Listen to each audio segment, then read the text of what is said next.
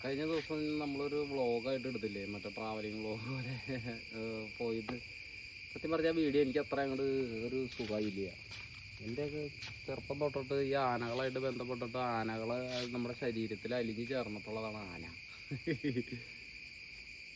പക്ഷെ പണ്ട് കാര്യമില്ലപ്പേ ഒരു കുറച്ച് ദിവസമായിട്ട് ഇങ്ങനെ വെറുതെ ഇരിക്കലില്ലല്ലോ, വീട്ടിൽ കയറി ഇരിക്കുന്ന പരിപാടി ഇല്ലല്ലോ. ഒരു ആനയെ വിട്ട് അടുത്ത ആനയുടെ അടുത്തേക്ക് പോക്കല്ല. കാര്യം പുതിയ ആനയൊക്കെ വരുന്നുണ്ട്, വിളിച്ചായിരുന്നു. പക്ഷേ പോകാനുള്ള ഒരു മൂടല്ലായിരുന്നു. കുറച്ച് ഒന്നും കൂടി സെറ്റാക്കിയതിന് ശേഷം വേണം ഇനി ഒരു ആന അഴിച്ച് പൂരപ്പറമ്പിലേക്ക് ഇറങ്ങുമ്പോൾ സ്റ്റൈലായിട്ട് ഇറങ്ങണം.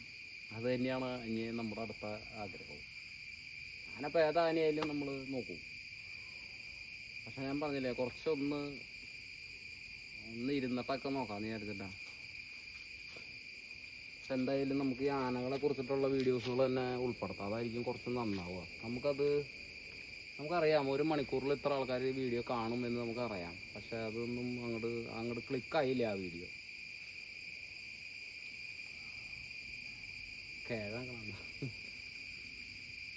ഞാൻ വെറുതെ എൻ്റെ വീടിൻ്റെ അടുത്ത് തന്നെയാണ്, അവിടെ ആ കോടനാട് ആനക്കൂടില്ലേ, അഭയാരണ്യം, അവിടേക്ക് വെറുതെ വന്നതാണ്. ഒന്നും സമാധാനമായിട്ട് ഇരിക്കുന്ന സ്ഥലങ്ങളല്ല ഇതൊക്കെ. അപ്പോൾ ഒന്ന് വെറുതെ വന്നതാണ്. വന്നപ്പോൾ ജസ്റ്റ് ഒരു ഷോർട്ട് വീഡിയോ എടുത്ത് നിങ്ങളെ കൂടി കാണിക്കാമെന്ന് വിചാരിച്ചു.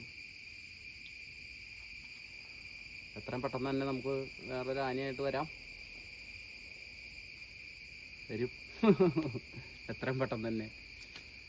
ആനയില്ലാണ്ട് എങ്ങനെയാണ് നമുക്ക് നടക്കില്ല.